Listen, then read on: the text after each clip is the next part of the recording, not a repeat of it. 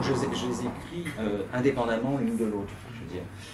Et c'est après que, d'abord, je m'étais dit, la première partie du livre, ce sera l'enfance de Homer, et ensuite, tout naturellement, son âge adulte. Et puis je me suis rendu compte que ça ne fonctionnait pas bien, que je n'arrivais pas à obtenir l'effet que je voulais, et j'ai décidé, à mes risques et périls, de faire alterner sans cesse l'âge adulte et l'âge de l'enfance, sans établir de lien, encore une fois, de corrélation entre les deux. Alors je dis à mes risques et périls parce que j'étais bien conscient que le lecteur peut être complètement dérouté de passer sans arrêt de la France d'aujourd'hui, on va dire. On peut imaginer que l'histoire de Homer et Sibyl se passe, on va dire, en 1912, oui, en 2012, et puis l'histoire de Bâle donc, se passe en 1980. Donc il peut y avoir un trouble, on change d'espace, on change de temps, on a l'impression de changer de personnage. Le seul fil, c'est le nom de Homer qui circule dans les deux séquences, mais ça peut être un fil un peu ténu et les lecteurs peuvent être déroutés. J'avoue que c'est ce que j'appréhendais le plus. Bon, après, visiblement, beaucoup de gens sont parfaitement adaptés et ça ne leur a pas posé de problème particulier. Alors, il y a quand même des fils d'un épisode à l'autre, ou des thématiques qui traversent, et j'aimerais que vous parliez de 2 ou 3 d'entre elles, peut-être sont-elles d'ailleurs très fortement liées. Il y en a une qui tient au pouvoir des êtres les uns sur les autres, et ce pouvoir, il peut tenir d'abord au sentiment, simplement l'amour, hein, l'amour perdu, il peut tenir aussi à l'argent, et puis il peut tenir à la famille. Alors on pourrait partir de ce fil-là, parce que j'ai relu en arrivant, je relisais les premières pages, l'un des effets marquants, enfin l'un des points marquants, c'est l'hostilité des parents d'Arnaud à l'égard de Anna. Donc on pourrait partir déjà sur cette trame-là, c'est-à-dire qu'elle n'est pas acceptée. Vous pouvez un peu expliquer pourquoi, et puis justement montrer en quoi... La mère de Homer, donc Anna, est d'origine modeste. Elle est alsacienne en plus ça, donc elle est française, elle n'est pas suisse. Oui, elle est mal accueillie dans la famille du garçon qu'elle épouse, qui est lui-même une sorte de grand patron, enfin du moins quelqu'un d'important dans sa société. Donc voilà, elle se sent d'entrée rejetée par sa famille et quelque part dominée constamment par son mari, qui est un garçon brillant, qui gagne beaucoup d'argent et tout ça. Elle ne travaille pas, elle élève son fils. Et donc il y a cette situation aliénante de domination par son mari, enfin ces rapports d'argent qui sont... La situation familiale et la situation d'argent, finalement, c'est un peu la même chose. J'aime bien étudier, ça m'a toujours fasciné, et c'était déjà marqué dans La vie est brève et le désert sans fin, c'est ce rapport, ce lien qu'il y a entre l'argent et l'amour. A priori, on pourrait penser que c'est antinomique, que ça ne devrait pas se confondre, mais en réalité, l'argent a un rôle très important dans le lien, moins dans le lien amoureux que dans le couple lui-même, dans le lien conjugal. Et à travers Anna, voilà, j'aimais explorer comment on pouvait vivre ce lien de dépendance, l'accepter et en même temps, évidemment, le rejeter. Parce que ça crée évidemment des liens de dépendance et de souffrance évidents. Du côté de Sibyl et de Homer, on n'a pas le même cas parce qu'ils ne vivent pas ensemble, ils se voient régulièrement, mais ils ne vivent pas ensemble. Donc chez eux, on ne peut pas parler vraiment de rapport de domination. Sauf qu'à un moment donné, Homer est obligé de lui prêter de l'argent parce que Sibyl n'arrive plus à entretenir cette maison, elle a l'impression d'être complètement ruinée, donc il intervient. Et c'est vrai que j'avais remarqué que même dans les romans les plus romantiques, les plus sentimentaux, j'allais dire pas sentimentaux avec plein de guillemets, je pense à l'éducation sentimentale, il y a un rapport à l'argent. Puisque, on s'en souvient, Frédéric Moreau prête de l'argent à Madame Arnaud, qui est ruinée à cause de son mari, qui dépense tout son argent. Et donc Frédéric Moreau, en fait, passe son temps à donner de l'argent. Il donne de l'argent à son copain des Lauriers, il donne de l'argent à d'autres gens. Et même dans son amour sacré, cet amour quasi mystique qu'il a pour Madame Arnaud, il y a le lien d'argent. Et il y a cette séquence terrible à la fin où... quand il ne voit plus Madame Arnaud, c'est fini, et il assiste à une vente aux enchères où il rachète les objets, les effets de Madame Arnaud. Donc je trouve que c'est une séquence très impressionnante. Et maintenant, j'ai du mal à penser, oui, cette relation amoureuse, cette relation conjugale sans ce côté pervers de l'argent qui modifie tellement nos comportements. Alors, il intervient quand même cet argent, alors certes pas entre Sibylle et Homère, mais il intervient parce que, dans mon souvenir, Giovanni, l'ex-compagnon de Sibylle, a des graves problèmes d'argent et qu'à un moment elle intervient, elle l'aide là où il est à Chypre. Oui, alors là c'est le rapport inversé, c'est-à-dire que c'est la femme qui va se ruiner, je veux dire, pour son mari, qui est un personnage bizarre, dépensier, coureur de jupons, ainsi de suite. Et elle entretient avec lui un bizarre rapport maternel, elle a toujours besoin de le soutenir, de l'aider, alors qu'ils sont séparés. Donc en fait, ce qui crée d'ailleurs une divergence entre Sibylle et Homère, qui commence presque dès le départ, où ils n'ont pas du tout la même réaction à l'égard de ce couple qui les a quittés. Homère ne veut plus entendre parler de son ex-compagne, il en a soupé, comme on dirait vulgairement, alors que Sibylle ne veut pas entendre parler d'une rupture totale. Et là, ils ne sont pas d'accord du tout. Ce qui entretient des dialogues continuels à propos des deux autres. Puisque, en fait, là, on a une construction théâtrale, on a deux personnages qu'on voit sans cesse, Sibylle et Homère, et on a deux personnages qu'on ne voit jamais, Giovanni et Emma, mais dont on entend sans arrêt parler. Et donc c'est comme si on lisait deux histoires en même temps, puisqu'on lit d'un côté l'évolution du rapport entre Sibylle et Homère, qui encore une fois est une évolution un peu bizarre, et de l'autre, on apprend que cette relation apparemment idyllique au départ, ils sont enfuis, ils vivent à Chypre, on a l'impression d'un couple solaire et tout ça, puis on apprend peu à peu qu'en fait ça se passe très mal, et que ça va très mal se terminer. Donc voilà, il y a ce jeu théâtral, il y a un espace imaginaire qu'on ne voit pas, et puis l'espace réel de la Seine-et-Marne, où il y a cette maison et ce jardin, et où Sibylle et Homère ne cessent de converser. Alors, je voudrais qu'on vienne justement à cette conversation, qui est vraiment au cœur du roman, qui est peut-être le thème du roman, enfin un des thèmes du roman, ou une ligne, je ne sais pas, enfin on précisera. Et j'aimerais que vous parliez de ça, et quand je l'ai lu, j'ai pensé à la phrase de Verlaine, « Oui, je veux vous aimer, mais vous aimez à peine ». Et voilà, je vous laisse. Oui, j'ai rêvé à un moment donné d'avoir un titre où il y aurait conversation, parce que c'est vrai que j'étais tout à fait conscient évidemment que la conversation c'était très important dans ce livre, et puis j'ai pas trouvé de choses bien. Mais oui, la conversation est au cœur du livre. C'est sans doute le premier livre que je consacre à des gens qui parlent autant. Alors pourquoi ça me fascinait, pourquoi j'ai voulu en faire le thème principal du livre? C'est que cette conversation, il ne s'agit pas évidemment de la conversation mondaine ou de la conversation d'idées, ou du débat d'idées. Il s'agit de quelque chose de plus humble et de plus essentiel, la conversation à deux,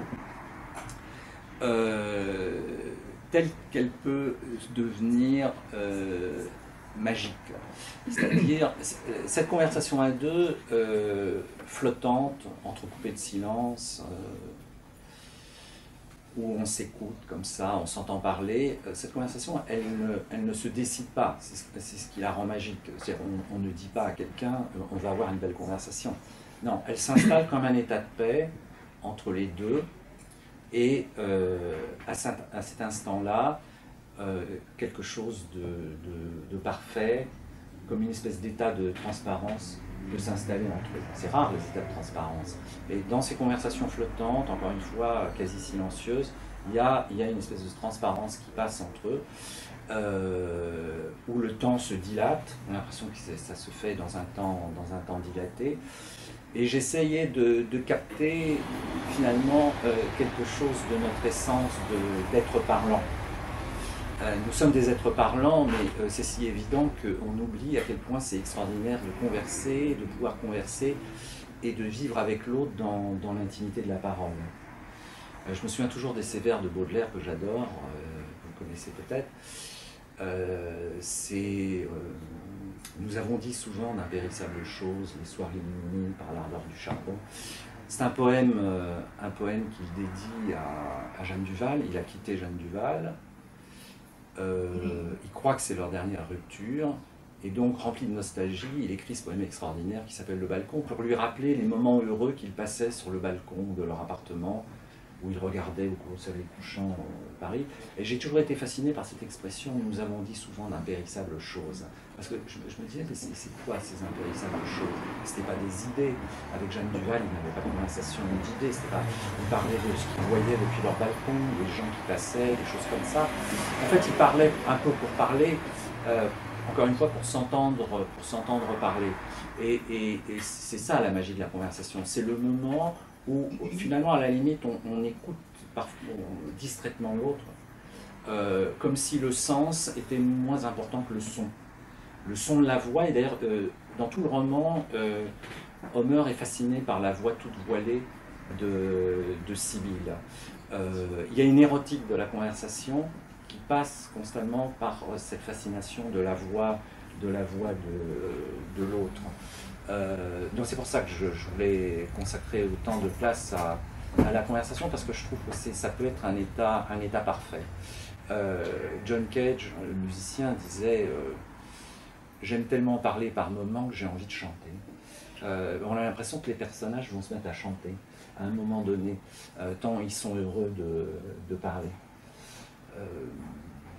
Voilà. Et ce que j'aime bien aussi, je veux dire, dans la conversation, c'est qu'à cause de ces silences qui dilatent le temps, c'est qu'on a l'impression qu'on rentre dans la durée, j'allais dire dans la durée intérieure de l'autre. En fait, finalement, ça pourrait être une définition de l'amour, du moment amoureux, c'est le moment où j'épouse la durée intérieure de l'autre. Et c'est si vrai que par moments, l'un des deux pique du nez, parfois c'est Sibylle qui pique du nez, parfois c'est Homer, et l'autre, comme attiré par ça, s'endort lui-même. Voilà, j'aimais bien capter ça. Alors, il y a, si on s'arrête sur ce sentiment amoureux, il y a quelque chose de très frappant, c'est justement les fins de chapitres.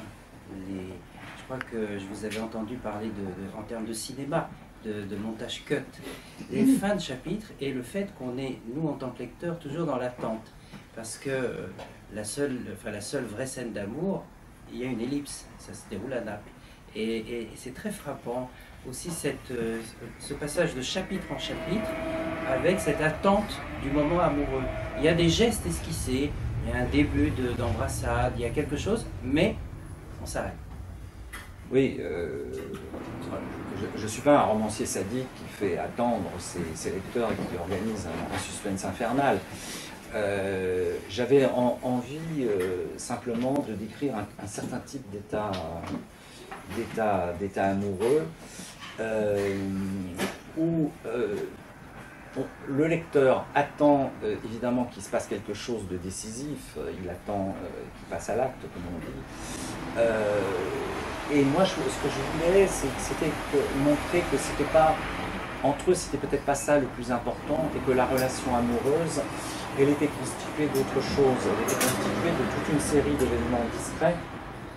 Vous en parliez, les moments où ils marchent ensemble, épaule contre épaule, les moments où ils parlent, évidemment, les moments où ils rient ensemble, ainsi de suite. Il y a plein de moments comme ça, que j'appelle des événements discrets, on pourrait appeler ça des micro-événements, qui tissent la relation amoureuse. Et quand la relation amoureuse est très dense, et qu'elle est tissée comme ça d'infinis moments de tendresse discrète, l'événement, il couche ou il couche pas, finalement devient comme un événement secondaire. Ce qui est important, c'est cette densité de la relation amoureuse. Je pense qu'on pourrait dire, je ne sais pas pourquoi on ne nous apprend pas ça en cours de physique-chimie, mais on pourrait dire que on mesure la densité d'une relation amoureuse à la quantité et à l'intensité des événements discrets qui la composent. Ça, au moins, ça plairait aux élèves. Et voilà, des événements discrets. Vous savez, dans une relation amoureuse, les événements sont si discrets, si subtils, que parfois on ne les voit pas. On met beaucoup de temps à comprendre ce qui s'est passé. Par exemple, Homer réalise après des semaines qu'il ne peut plus se passer de Sibylle. Qu'est-ce qui s'est passé entre eux? Il ne s'est rien passé en fait. Ils se sont vus 2 ou 3 fois. Et puis à un moment donné, il réalise qu'il ne peut plus se passer d'elle. Donc il y a eu toute une série d'événements discrets et subtils qui ont eu lieu, de micro-événements, et qui ont fait qu'il réalise qu'il tient à ce point à cette femme. Ça peut être d'ailleurs exactement l'inverse. Une relation qui tourne mal est faite d'une série de micro-événements, de micro-fissures, où à un moment donné, on prend conscience que plus rien ne va. Dans le mépris de Godard, Piccoli se plaint de la manière dont Bardot, Camille, se comporte à son égard, et Bardot lui crie je te méprise. Et Piccoli est ahuri. Il ne comprend pas, il n'a pas vu venir toutes ces micro-fissures qui ont amené Bardot à le mépriser et à lui hurler ça dessus. Et en fait, c'est le mystère du film d'ailleurs, parce que vous pouvez regarder le film, à aucun moment il n'est explicité ce mépris, sauf par la parole de Bardot. Et c'est nous-mêmes qui devons essayer de comprendre toutes ces micro-fissures qui sont produites dans leur relation. Voilà, c'est ce que j'appelle des événements discrets. Et c'est de ces événements discrets qu'à mon avis sont tissées les vraies relations amoureuses. Le cinéma, parce que c'est un art du spectaculaire, le cinéma privilégie évidemment les événements spectaculaires et pas les événements discrets. Au cinéma, vous avez le droit au coup de foudre, vous avez le droit à la première nuit d'amour, vous avez le droit à la première dispute, la rupture, etc. C'est-à-dire les événements, ce que j'appelle les événements spectaculaires. La littérature permet de penser, de mettre en valeur d'autres événements plus discrets, plus poétiques, je trouve, plus denses et sans doute plus vrais. Ce n'est pas une histoire d'amour. Les délices de Tokyo, dans lequel aussi les micro-événements, les fissures, etc., jouent un rôle énorme parce qu'en fin de compte, on descend en spirale. Mais je préfère vous laisser parler de Wong Kar-wai. Oui, alors je précise quand je dis le cinéma. Oui, un certain c'est pas. Évidemment qu'il y a des tas de films qui réfléchissent, c'est-à-dire sur des événements discrets. Wong Kar-wai, oui, j'avais été fasciné par son film, comme beaucoup de gens d'ailleurs. C'est un film qui a eu énormément de succès, In the Mood for Love. Et j'aimais beaucoup son système répétitif. Et du coup, dans mon roman, il y a une machine répétitive volontaire, des séquences qui fonctionnent comme de manière musicale, c'est-à-dire les séquences entre Sibylle et Homer sont des variations. C'est-à-dire que chaque séquence est une variation par rapport à la précédente. C'est une construction musicale. Et dans Kar-wai, ce qui me fascinait, c'est l'intuition qu'il avait eue et que je trouvais formidable, c'est de penser une relation amoureuse à partir de ceux qui perdent et pas de ceux qui gagnent. Parce que la relation amoureuse, la relation passionnelle, elle est généralement vue par les vainqueurs, du côté des vainqueurs. Le couple qui s'enfuit, qui s'arrache de sa famille et qui s'enfuit à New York pour mener sa vie dissolue. Voilà, on ne voit que ça et on oublie les deux autres qui sont restés comme des colis en souffrance. Harry, qu'est-ce qu'ils deviennent les deux autres? Alors moi, je voulais écrire une relation amoureuse qui soit du côté des perdants. De toute façon, j'ai toujours pensé que les perdants étaient les meilleurs personnages. Chez Balzac, ça m'a toujours frappé que les perdants, le cousin Romulus, la cousine Bête, enfin, sont des personnages extraordinaires et que Balzac est toujours meilleur du côté des perdants que des grands, des princesses et tout ça. Et donc voilà, du côté des perdants. Et donc, ça va donner Sibylle et Homer, deux personnages qui ont tout perdu apparemment et qui vont essayer de se reconstituer, de reconstruire une relation amoureuse, de construire une relation amoureuse sur les ruines de leur relation précédente. Parce que en fait, ce qui m'intéresse aussi à travers les perdants, c'est que contrairement à ce que pensent les gens, et surtout les gens jeunes, la difficulté c'est pas d'être aimé. on perd tellement de temps quand on est jeune devant son miroir, tant on a peur de ne pas être aimé. Quand on est jeune, on pense qu'aimer, ça va de soi. Enfin, on a l'impression que toutes les semaines, on pourrait tomber amoureux. Et on ne pense pas que... en fait, c'est un faux problème. Il faut beaucoup d'années quand on est sorti de l'adolescence, peut-être vers 30 ou 40 ans, parce qu'on sort de plus en plus tard de l'adolescence, vous l'avez remarqué. Et quand on est devenu adulte, on se rend compte que la vraie question philosophique, c'est que ce qui est difficile, c'est d'aimer. C'est pas d'être aimé. Ce qui est difficile, c'est d'aimer, d'avoir la puissance d'aimer. Il y a tant de choses. La famille, notre éducation, le travail, tant de choses qui diminuent notre puissance d'aimer, qui nous impuissantent. Et finalement, Homer, il a senti le vent du boulet. C'est un personnage qui a senti le vent du boulet, c'est-à-dire qu'il se rend compte dans sa relation avec Sibylle, il l'admire, parce que c'est un personnage qui a beaucoup de bienveillance, beaucoup de bonté, il dit lui-même.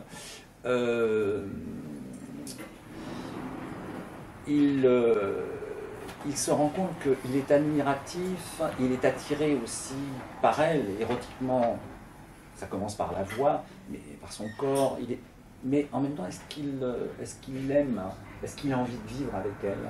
Et c'est là qu'il sent peut-être qu'il n'a pas cette capacité d'aimer, il a plus peut-être cette capacité d'aimer. Et je pense toujours à la phrase de Dostoïevski, qui disait « L'enfer, c'est de ne plus pouvoir aimer ». C'est une phrase extraordinaire si on y réfléchit bien. L'enfer, c'est de ne plus pouvoir aimer. On est tellement persuadé qu'on peut aimer. Mais je pense que le sujet du livre, c'est ça. C'est est-ce que je peux encore aimer? Est-ce que j'ai cette capacité? Il y a une phrase qui fait écho, parce que on peut lire les deux histoires aussi, l'histoire de Homer et Sibylle d'un côté, celle d'Anna et Arnaud, comme deux histoires qui se croisent. C'est-à-dire que d'un côté, il y aura la reconquête, et je vous cite, c'est d'ailleurs elle qui lui avait appris un jour, il s'en souvenait très bien, que ce n'est pas parce qu'on n'a aucun don pour le bonheur qu'il faut renoncer à être heureux. Et à l'inverse, j'ai le sentiment, mais vous me démentirez peut-être, que pour Anna et Arnaud, l'histoire qui est racontée, c'est l'histoire d'un désamour, puisqu'on va voir ensuite, peu à peu, ce désamour se réaliser. Comme ça, doucement, insidieusement, à coup de petits signes discrets, comme vous le disiez. Oui. Oui, parce que je voulais montrer que Homer est l'enfant de ce couple-là. Et que tous les problèmes qu'il affronte à l'âge adulte viennent aussi peut-être de ce désamour qui s'est installé chez lui. Et effectivement, Anna n'est pas une femme, j'allais dire, portée sur l'amour. C'est pas son problème, je veux dire, quelque part. Anna, je l'aime, puisqu'on aime ces personnages aussi. Je l'aime, Anna, parce que c'est un personnage lyrique, généreux, mais qui a une générosité qui ne trouve pas sa place. Elle ne sait pas comment placer sa générosité, comment exercer cette puissance lyrique qu'elle porte en elle, ce désir de communion avec les gens, tout son communisme amusant. Ça se passe en 1980, hein, elle est communiste alors qu'elle est bourgeoise, enfin, son mari se moque d'elle, ainsi de suite. Mais j'aime à travers elle justement ce désir de connaître les autres, de vivre avec les autres. Voilà, cette générosité. J'ai beaucoup pensé à l'actrice Gena Rowlands dans Une femme sous influence, où bon, Anna n'est pas aussi borderline comme on dit que Gena Rowlands, mais chez Gena Rowlands il y a une manière extraordinaire de jouer justement cette générosité qui tourne presque à la folie, une générosité qui encore une fois ne trouve pas sa place. Je ne sais pas si vous avez vu le film, oui. Où il y a une séquence extraordinaire où son mari revient avec des ouvriers, ils ont travaillé toute la nuit, il amène tous les ouvriers manger des spaghettis, c'est un italien, manger des spaghettis à la maison, et au petit matin, elle improvise un dîner avec les ouvriers de son mari, et elle ne peut pas s'empêcher d'être trop gentille avec eux. C'est-à-dire, elle leur parle, comment vous appelez, qu'est-ce que vous faites, elle dit qu'il est beau, qu'il est magnifique et tout ça. Et les ouvriers sont de plus en plus mal à l'aise de ce comportement complètement inattendu. Son mari a l'air fou furieux. Et ce qui est extraordinaire de la part de Cassavetes, c'est qu'il tourne en durée réelle. C'est-à-dire cette séquence qui aurait pu durer quelques secondes, en fait, il l'a fait durer, elle est vraiment en durée réelle, et le spectateur n'en peut plus tant il est gêné. C'est-à-dire qu'on sent la gêne des ouvriers qui n'ont qu'une envie, c'est de se lever et de partir. De même que nous, on souhaiterait presque partir. Pourtant, il y a une gêne extraordinaire qui s'installe et qui est filmée, encore une fois, dans sa temporalité. Et voilà, je pensais beaucoup à ça quand j'écrivais le discours. Parce qu'en fait, Anna, c'est un discours intérieur, continuellement. Et quand j'écrivais ce discours intérieur, je pensais beaucoup à Jane Austen. Alors, j'ai encore une ou deux questions, mais je voudrais laisser la parole au public. J'en ai une qui porte sur la fin du roman et sur cet épisode alsacien, je crois, avec la pendaison du chien. Et j'aimerais que vous en parliez au moins pour voir comment, dans quelle lumière elle se place. Alors, la pendaison du chien, que certains m'ont reproché, les amoureux des animaux m'ont menacé.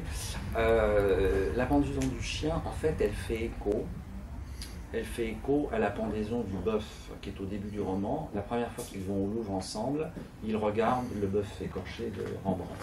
Donc au début du roman, il y a ce bœuf pendu, et à la fin, on va dire, il y a cette chienne pendue, qui sont là comme à l'ouverture du roman et à sa fin, qui sont là comme deux totems mystérieux. Vous en donnez le sens. Je pense que ça remonte à quelque chose de très enfantin chez nous, l'empathie mystérieuse qu'on a avec les animaux, et que Homer, quelque part, quand il entend parler de cette chienne pendue, qu'il a vu ce bœuf pendu au départ, sur lequel il s'arrête et il explique à Sibylle que ce bœuf pendu, c'est sans doute Rembrandt lui-même, c'est une représentation de Rembrandt, décapité et échappé. Et il est fasciné par ça, et moi je pense que ces deux totems mystérieux, c'est comme une représentation de la tragédie de la vie. C'est un roman où, à travers l'animal, on exprime non pas la tragédie animale, mais on exprime tout simplement la tragédie de la vie. Parce que nous avons une empathie étrange avec le corps animal, et je pensais que c'était une belle façon de montrer cette dimension tragique de la vie. Alors je voulais conclure avec une question, avant encore une fois de laisser la parole à la salle, qui portait sur vos années de prédilection, parce que j'avais écouté les entretiens à la radio, et vous évoquiez les années 70 et la distance que vous avez à l'égard du temps. Alors c'est très frappant parce que dans votre roman, vous évoquiez les conversations, la conversation amoureuse, on est dans un monde presque, je dirais pas suranné parce que c'est pas le bon adjectif, mais on est dans un ailleurs. Et c'est très étonnant de lire ça en 2016 à l'heure de Internet, les réseaux sociaux, une vision de l'amour qui est presque utilitaire. J'aimerais que vous parliez de ça pour conclure. Oui, j'ai pas de souci réaliste à l'égard de la littérature que j'écris, c'est-à-dire que j'ai pas du tout envie de représenter mon époque, c'est pas la question que je me pose. Je suis obligé d'en passer par des repères objectifs sans lesquels le lecteur serait complètement perdu, qui sont des repères d'espace ou de temps. Mais le temps, le vrai temps, le temps intérieur au roman, c'est évidemment mon temps intérieur à moi. Et donc c'est un temps qui remonte, enfin c'est un fleuve depuis 40 ou 50 ans. Je crois qu'on écrit avec quoi? On écrit évidemment avec des images mentales qu'on a comme ça, avec des souvenirs, des choses qu'on entend, etc. Mais évidemment surtout des souvenirs. Mais pour qu'il y ait des souvenirs, il faut que le temps passe, hein. Il faut qu'on oublie. Dans le même poème, Le Balcon, Baudelaire écrit à propos du souvenir qui gardera de Jeanne Duval, il écrit « Comme montent au ciel les soleils rajeunis après s'être lavés au fond des mers profondes ». C'est magnifique. C'est-à-dire que le souvenir, c'est ça, c'est des soleils rajeunis après s'être lavé au fond des mers profondes. Ça veut dire que le souvenir est d'autant plus intense qu'il est passé par la profondeur de l'oubli. Et pour oublier, il faut du temps. Je ne peux pas oublier en 6 mois. Il me faut 30 ans, 40 ans. Donc je peux travailler qu'avec des souvenirs qui reviennent de très très loin. Il faut qu'ils descendent dans les gouffres, dans les fausses pélagiques du temps, et qu'ensuite ils remontent rajeunis et scintillants. Voilà mon rapport au temps, qui explique aussi le fait que je mets 5 ans qui arrivent. On voit que j'ai un rapport au temps très, très particulier. C'est un rapport confiant quelque part, parce que finalement, moi qui suis hypochondriaque, c'est assez étrange d'écrire un livre dont je sais très bien qu'il m'embarque pour 5 ans. Je pourrais sans arrêt me dire, j'y arriverai jamais, je mourrai avant. Eh bien, très bizarrement, quand j'écris, j'ai une confiance dans le temps. J'ai l'impression que je vais me baigner dans le fleuve du temps. Quand je commence un roman, je vois ces 5 années qui m'attendent. Et j'ai l'impression que rien de mal ne peut m'arriver pendant toutes ces années. Donc pendant 5 ans, vous n'êtes pas hypochondriaque? J'aimerais bien pouvoir le dire, mais... les noms de personnages, oui. La question pourrait s'étendre. Mais précisément, c'est vrai. Non, mais le nomastique, c'est quelque chose de fascinant. En fait, les noms de personnages, pour moi, ne sont pas codés. Je ne suis pas comme Voltaire qui s'amuse à coder tous les noms de Candide, par exemple. Ils ne sont pas codés, c'est des signifiants comme ça, qui sont des noyaux de sens sans doute secrets, qui m'échappent. J'ai vu qu'un journaliste disait que Homère, c'était O, vocatif, mère. Ce qui n'est pas idiot, ou que Homère pouvait renvoyer à Homère à cause du thème de la conversation, ce qui n'est pas idiot non plus, mais j'y avais pas du tout pensé. J'ai simplement un jour feuilleté des aquarelles d'un peintre américain que j'adore, qui s'appelle Winslow Homer, et ce nom de Homer sans E et sans accent, donc je le prononce à l'américaine, m'a fasciné. Je ne sais pas pourquoi. Mais j'ai besoin de noms décalés. Qu'est-ce qui m'empêchait d'appeler mon personnage Jacques Le Mercier, dans L'Homme Sœur, le personnage s'appelle Cooper, par exemple. Là, il s'appelle Homer. J'ai besoin de noms qui sont une forme de distanciation, qui réalisent le personnage. C'est-à-dire que c'est quand même un signal que j'envoie au lecteur, qu'avec un nom comme ça, il ne faut pas prendre les choses au premier degré. On est déjà dans un récit qui se distancie. Ce que j'ai toujours quand j'écris une histoire, c'est que j'ai toujours peur de m'engluer dans l'histoire. Il y a des gens qui se vautrent dans l'histoire qu'ils racontent. Moi j'ai horreur de ça. J'aime que dans une histoire, il y ait une forme. Et que la forme légère, distanciée, ironique qui existe dans mes romans permet sans arrêt de se distancier et de rappeler au lecteur qu'il est dans une écriture et que Homer, il ne va pas le rencontrer demain et prendre un café avec lui. On est dans une œuvre d'imagination, dans une œuvre d'écriture. Et donc les personnages, je choisis des noms comme ça, pour les personnages principaux, pour les personnages secondaires, parce que je suis obligé de trouver un équilibre quand même. Les personnages secondaires, Emma, Giovanni ont des noms tout à fait réalistes, je dirais. Mais Homer, c'est lui qui permet la déconnexion, la distanciation, pour pas qu'on croie à Mordicus qu'il a existé, un peu comme dans ces films où on met d'après une histoire vraie. Je trouve ça terrible. On est obligé d'indiquer d'après une histoire vraie. Donc moi, je veux que les gens sachent que c'est une histoire fausse, hein. Que c'est une histoire que j'ai inventée, que c'est une pure production de mon imagination et de mon écriture. Il faut jamais perdre le souci de la forme, sinon on ne tient pas son... Enfin moi je ne pourrais pas tenir mon récit si j'avais pas une forme qui s'impose, et là c'est un exemple. Mais il y a d'autres exemples. Par exemple, le fait de donner comme titre La splendeur dans l'air sert aussi à créer un effet de distanciation. Parce que le lecteur, quand il rentre dans cette histoire, il ne voit pas le rapport entre la splendeur dans l'herbe et la rencontre de Sibylle et d'Homère. Donc là aussi, il y a un effet de distanciation. Si j'avais écrit Sibylle, si mon titre ça avait été Sibylle et Homère, alors là ça aurait été réaliste, j'allais dire. Mais la splendeur dans l'herbe, le titre a le mérite justement de créer un écart avec ce qui se raconte. Alors après, le lecteur peut interpréter le titre, ça c'est autre chose. Mais il y a, par exemple, dans ces effets de distanciation qu'il y a, je n'utilise jamais le monologue intérieur, c'est-à-dire le je, alors qu'il y a sans arrêt des monologues et des discours intérieurs. Ils sont toujours écrits à la troisième personne. Là aussi, je me distancie. Qu'est-ce qui m'empêchait d'écrire un monologue à la première personne? Mais un monologue à la première personne, on perd la forme littéraire, parce que c'est facile. Alors là, je peux vous écrire des dizaines de pages de monologue, c'est comme les dialogues ici, mais il faut garder la forme, le souci de la forme.